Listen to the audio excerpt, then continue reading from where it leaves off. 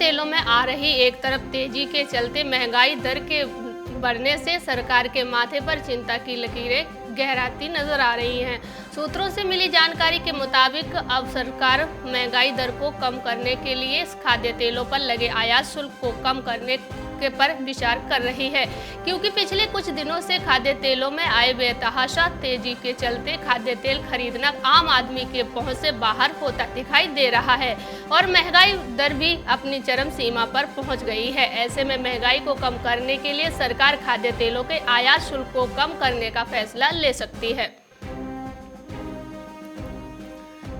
चीनी की कीमतों में लगातार तेजी बनी हुई है। अंतर्राष्ट्रीय बाजार चीनी के दाम 3.5 साल के ऊपरी स्तर पर है। तंग सप्लाई फंड्स के खरीदारी से चीनी मिल में लगातार एक्शन है। हालांकि घरेलू बाजार में नए सीजन में अभी तक उत्पादन करीब 42% ज्यादा है। आईसीई शुगर 3.5 साल के ऊपरी स्तर पर है। थाईलैंड यूरोप में उत्पादन कम होने से तेजी आई है।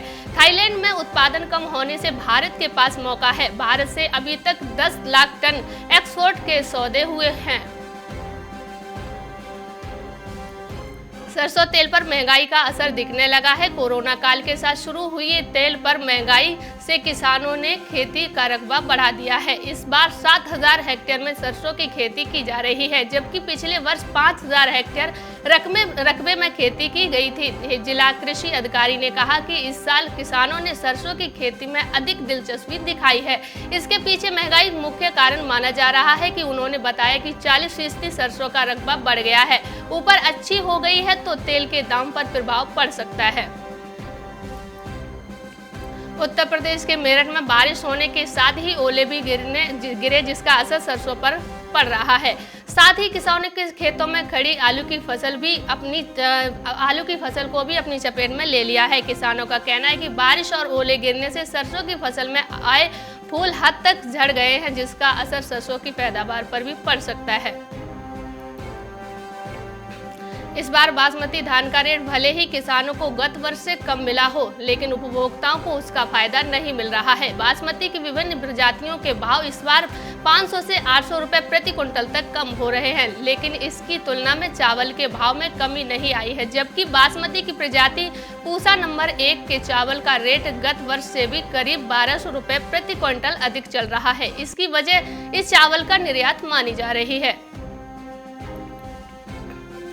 हरियाणा के फतेहाबाद में जिन किसानों ने अपना नरमा पहले नहीं बेचा था, उन नरमा उत्पादक किसानों की चांदी हो गई है। हालांकि नरमा का स्टॉक अब बहुत कम किसानों के पास है। ऐसे में नरमा के भाव भी बढ़ोतरी और होगी। इस बार सरकार खरीद बढ़ी तो नरमा के भाव भी बढ़ने शुरू हो गए हैं। अन्यथा नरमा के भाव में बढ़ोतरी मार्च और अप्रैल में होती है, लेकिन इस बार जनवरी में ही नरमा का भाव 6000 के पार पहुँच गया है। मौसम में आए बदलाव से फसलों में पर तेजी है, प्रतिकूल प्रभाव पड़ रहा है। वर्तमान में गेहूं की फसल में तेजी से पत्ती झुलसा रोग फैल रहा है। झुलसा रोग फैलने से खेतों में खड़ी गेहूं की फसल बर्बाद होने की संभावना दिखने लगी है। फसल को देख किसानों की चिंता बढ़ती हुई नजर आ रही है। 2-3 दिनों से रुक कर हो रही बारिश किसानों के खेतों में खड़ी सब्जी की फसलों को नुकसान हो रहा है। किसानों का कहना है कि बारिश का पानी खेतों में भर जाने से खेतों में आलू सड़ जाएगा और अगर आगे भी मौसम ऐसा ही रहा तो जो बची हुई फसल है उसको भी नुकसान हो जाएगा, जिससे फसल के पैदावार में कमी आ जाएगी।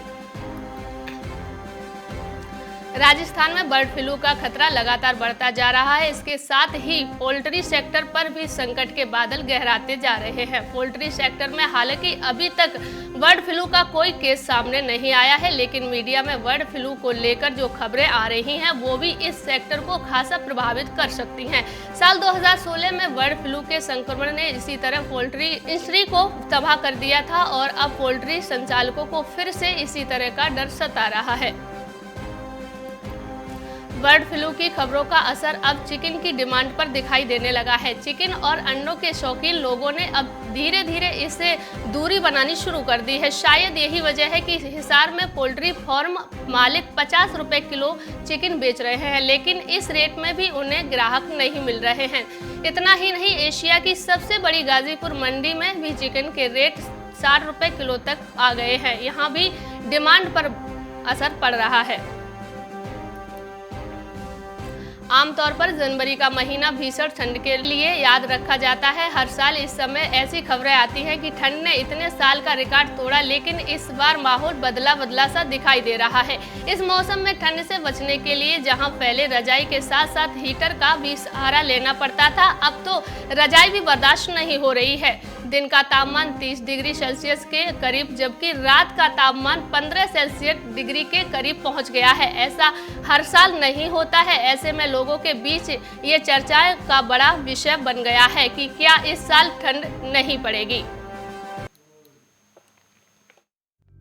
मार्केट टाइम्स टीवी पर चल रहा है बूझो तो जाने क्विज कॉन्टेस्ट। अब आपके पास मौका है हर रोज इनाम जीतने का। जी हाँ, मिक्सी, ग्राइंडर, मोबाइल फोन और ना जाने क्या क्या। अगर आप मार्केट टाइम्स टीवी के सब्सक्राइबर हैं तो हर रोज आप जीत सकते हैं मार्केट टाइम्स टीवी पर आकर्षक इनाम। और अगर आपने मार्केट टाइम्स टीवी को सब्सक्राइब नहीं किया है तो तुरंत सब्सक्राइब करें। मार्केट टाइम्स टीवी पर चल रहा बूझो तो जाने क्विज कॉन्टेस्ट, जिसमें हम हर प्रोग्राम के अंत में पूछते हैं आपसे अर्थव्यवस्था, कमोडिटी बाजार, मंडियों का हाल, शेयर बाजार पर सवाल। सही जवाब देने वालों में से विजेता को लकी ड्रॉ के द्वारा चुना जाता है और उस विजेता को मिलता है मार्केट टाइम्स टीवी की तरफ से पुरस्कार। बस आपको सवाल का जवाब देने से पहले मार्केट टाइम्स टीवी को भी सब्सक्राइब करना है।